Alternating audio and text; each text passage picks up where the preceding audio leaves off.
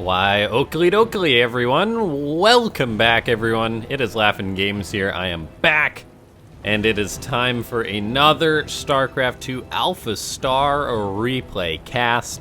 Today we are on the map New Repugnancy, and in the bottom left-hand side of the map we've got not AlphaStar, it is Diamond Zerg.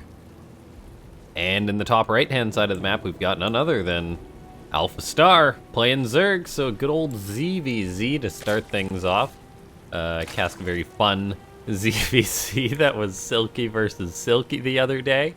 And yeah, I don't know if I'll ever do that again, but if there was an AlphaStar versus AlphaStar, I would definitely cast that. As far as this game goes, so far, it looks like we got ourselves a couple of nice, respectful Zerg, pardon me. Upstanding citizens, not going to be early pooling. That's kind of like setting up your swimming pool when it's just May still. It's a little bit early, so these guys wait until it's like June to set up their pool.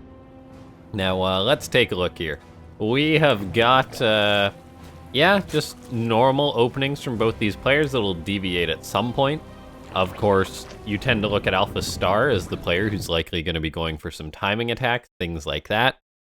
Whereas the Diamond player is always a question mark.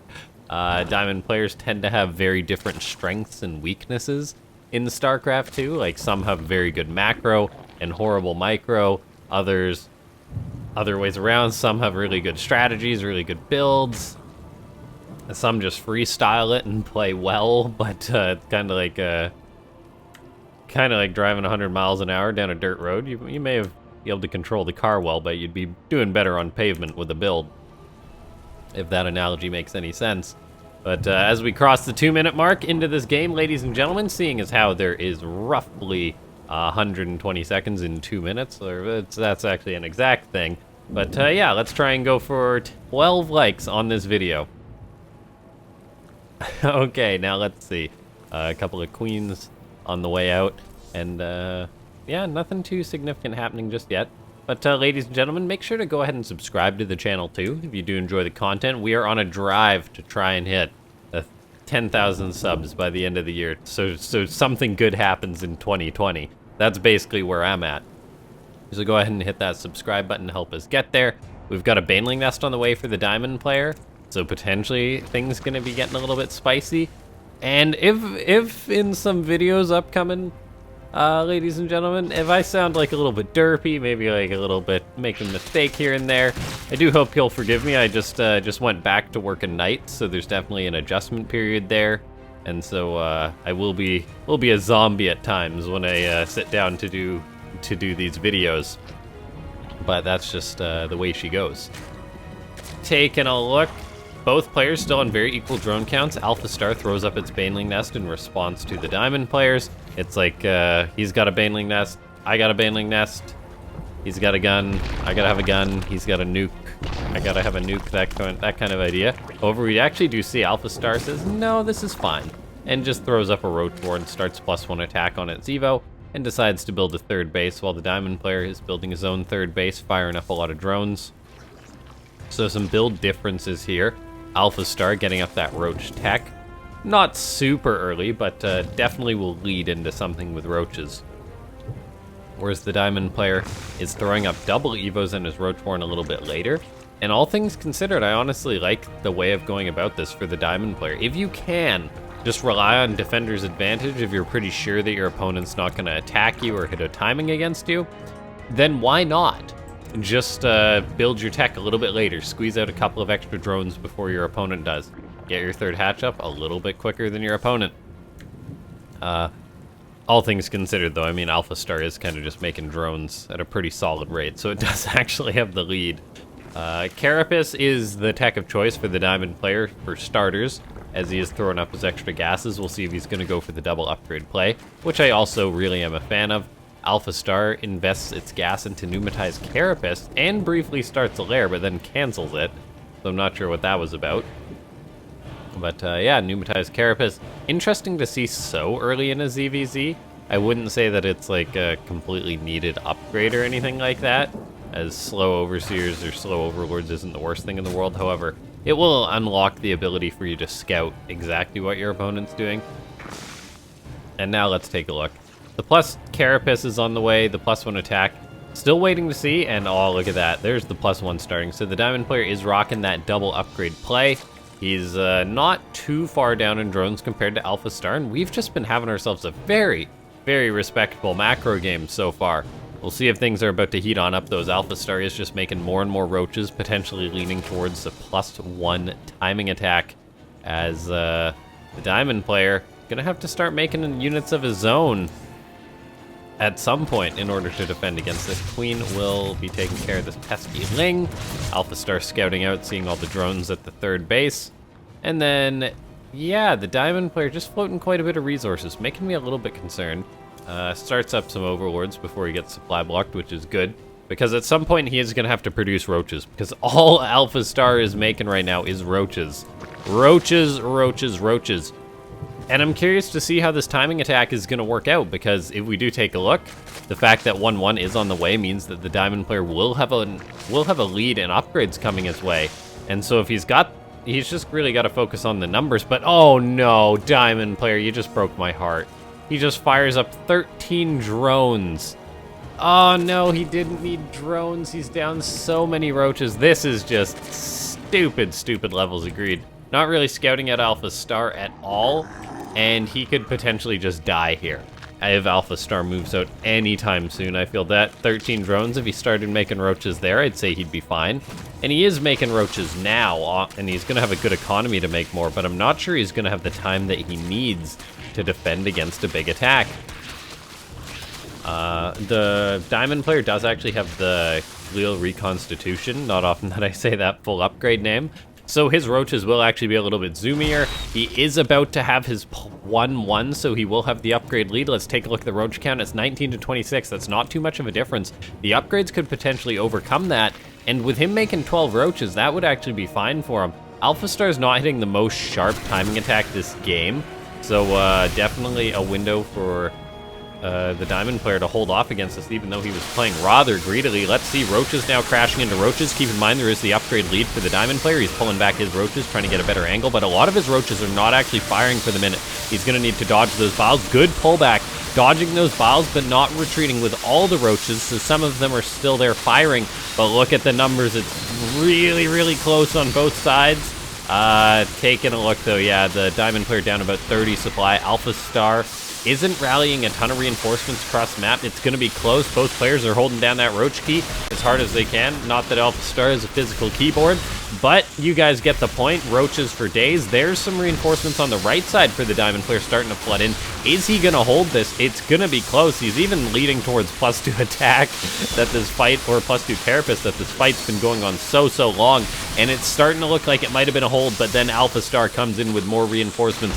Both these players are just making as many roaches as they can. However, the trades haven't been as good for the Diamond player since he's simply been overwhelmed with numbers.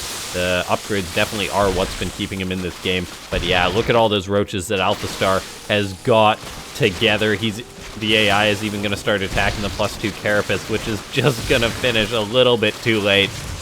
It's actually done now, so the Diamond player's roaches are just like beast mode compared to AlphaStar's, but there's simply not enough, and he's really just rallying them out to their death. He needs to just try and consolidate enough roaches, but his production hasn't been just enough. He starts up +2 attack in the middle of this battle, which is just mental. But AlphaStar is actually going to get the roach horn here in a second, and that's going to be it.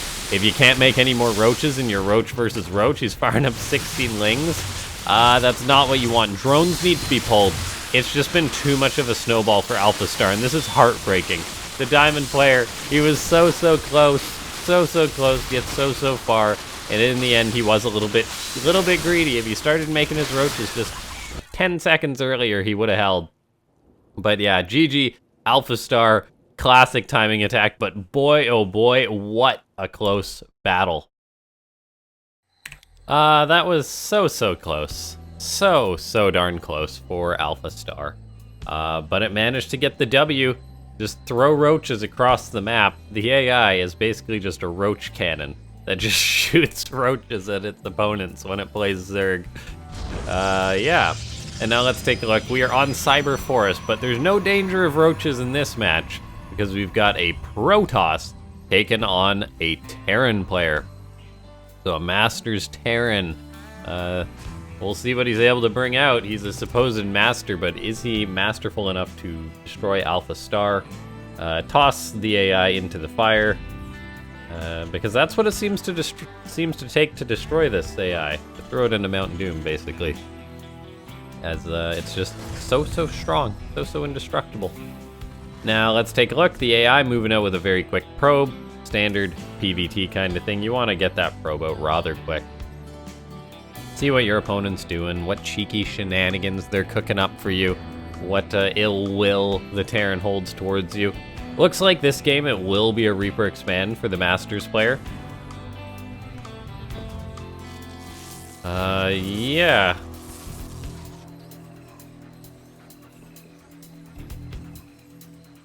Gateway. Finishing up, AlphaStar throws up the Nexus, bing bang boom. Oh man, watching this game is making me want to play Starcraft 2. Anytime that I cast Starcraft, it's like, why do I have to cast Starcraft? I want to play it. And it's the same time I turn on like a stream, like whether I'm watching like a EPT or, yeah, EPT. Or whatever tournament, even just watching a streamer. It makes me want to go play Starcraft 2 so much. As it's such a fun game, and you're like, oh, that person's like really having a good time playing against their opponents and things. I'll say though, it usually is watching like a first-person view or something of say like a streamer who's just laddering, and I just say, okay, I want to do that. I want to try doing that. As yeah, it's always fun to watch pro streamers. While we wait for this game to heat on up, I'd say the streamer that definitely helped me the most with my play when I first started out watching StarCraft 2 was Supernova, because he was kind of pro, kind of not pro at the time still. And I just like watched him a ton. I'd always have the stream on in the background while doing whatever. I was younger, I had a lot more time on my hands. And so I'd just always have a StarCraft 2 stream going on in the background, no matter what I was doing. And a guy like Supernova would just ladder non-stop, because he was a pro player, and you'd just turn on his stream and it's like, oh, wow, that guy's really good. And you'd pick up on little tips and tricks that he does. It's not like he'd be like, oh, do this. No, you'd just be watching it like, oh, why is he doing that? And so I definitely think that that's one of the underrated ways. Just sort of like through the process of osmosis, is that it? Of just absorbing better StarCraft play from watching really good players and streamers. Now, I actually like the build of this Masters player. I've rambled enough. He's going 3 racks, just getting right into the Marine production, and is gonna catch this Adept. Good micro on that injured Marine, pulling it back, so gonna kill AlphaStar's Adept. Pretty much no cost, except another Adept comes in and totally just kills off that guy. So the Terran player's being messed with a little bit, but I do like his aggressive build. Very quick stim Marine's should be able to kill off this Adept. This Adept shouldn't escape. No SCVs have died just yet. Oh, the Adept, giving a lot of grief to this Masters player. He hasn't made an SCV in quite some time. So this is the AlphaStar harassment. SCV's just pulled to the top, and this is quite painful. You consider yourself pretty darn good at StarCraft when you're a master. Oh, AlphaStar playing with fire with that Oracle, by the way. 2 kills, but very injured. Yeah, you consider yourself a master, and you say, okay, yeah, I got a long ways to go, but I'm still alright at this game. I've played StarCraft a bit. And then this AI just comes in with Adepts, and your SCVs are running every which direction. You're not building an SCV for a minute and a half all of a sudden, and you're just like, why? Why is life like this? So AlphaStar just kind of flexing on this nerd. Oracle's gonna come on in. There's nothing in the main base to really defend it. This one Marine's gonna try and be a hero and slay the Oracle, but Oracle's just gonna kill 2 SCVs and get out. Good micro with AlphaStar, realizing that, yeah, I can get a couple of SCVs. There's just 1 Marine there. And all of a sudden we take a look at this Masters player who is almost at half the worker count of AlphaStar. The AI is building Phoenix, which aren't great against Stim Marines, so there's always a chance that the Masters player can kind of just yeet himself up this ramp, and will be able to. But look at this, constantly getting harassed, and Adept now shades into the natural, of course. This is an Adept that won't be there for the defense. However, AlphaStar does have 2 shield batteries, is about to have out an Immortal, has tons of Phoenix. I'm willing to bet the AI is just going to pull some of its many probes to deal with these Marines. And that should be it. Are these Marines going to stim? Yes, they will. Do they go for the Immortal first? No, they don't. Phoenix lifting up a lot of the Marines, removing from the equation. Really just dabbing on this Terran, and oh my god, what a total reckoning. AlphaStar just crushed this nerd. The Terran player loses all of his Marines. Did he even kill that Stalker? Yes, he killed the one Stalker. And these two Marines are like, oh no, run away, run away. And it just goes to show how good shield batteries are. Phoenix lifting up those Marines, removing them from the equation. Well done by AlphaStar, now just casually throwing up his third base, saying, hey, you were making a lot of Marines there, buddy. You know what's good against Marines? Colossus. And they go very nicely with the Phoenix that I'm making as well, which are, by the way, going to lift up a ton of stuff and give the Terran player a lot of grief. So this is just a situation as a Terran, which you're just like, oh dear, I got stimmed bio. But, something clearly went wrong this game, because my attack just wasn't strong enough, and the AI kind of just held it off, no problem. Now, I mean, the Terran player is continuing on with his Rax production, getting up a starport, so he'll have extra support for this, but AlphaStar is making a Colossus, and with the Phoenix Colossus composition, it's very tough to get things done against a Protoss player that's got good control like AlphaStar does. Phoenix just flying around still. I mean, they are being repelled by these Marines, so they're not getting any damage. The Terran player, though, is not in a comfortable spot at all. Phoenix do end up finding an SCV, even denies the completion of that starport by a smidge. Okay, now let's take a look. Starport. Factory gonna swap on over. Oh, Marines do actually catch Phoenix of AlphaStar. Bit of an uncharacteristic micro mistake from the AI. And the Terran player is, oh, he's actually just going full send, choo-choo, all aboard. All aboard. This Masters player has had enough. He's like, I've been getting dabbed on, flexed on, just crushed by this AI too hard, so I'm just gonna send it. I don't want to play this TVP anymore. Have at thee. And so the SCVs are going to try and buffer for this bio army. The problem is there's a sentry which can toss down a force field. It actually uses a guardian shield, but man, the bio's going forward. Does it get the Colossus? The answer is no. And the bio is still alive, or not alive really, the Colossus. And that's GG. There's even about to be a second Colossus popping out. The Colossus kills off 15 units, does not die. And what a reckoning by AlphaStar. AlphaStar versus the boys there had no problem.